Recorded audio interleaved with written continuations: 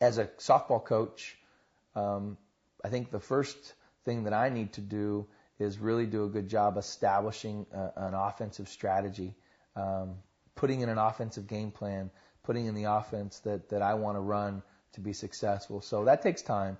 Sometimes the evolution of an offense could sometimes take up to 3 years. But I think once you get it implemented the correct way, and once you get the groundworks in, that offensive strategy is gonna get better. We know in softball that you have to have a top-notch pitcher to be successful, but that top-notch pitcher needs an offense behind them. So that's how I build things. Build it off an offense, and from there have a strategy that's in place that's going to help us win a lot of ball games. From that point, obviously you have to have a defensive strategy. Know your personnel. Know what your shortstop can and can't cover.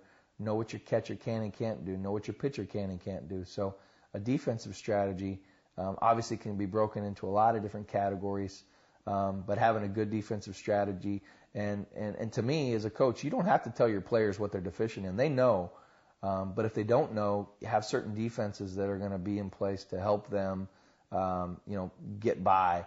If they're not very good at covering the slap and the steal, then maybe move your second baseman into coverage and just rotate your defense around. So I think, again, knowing your personnel as the coach is really, really important before you can implement the proper offense and defensive strategy.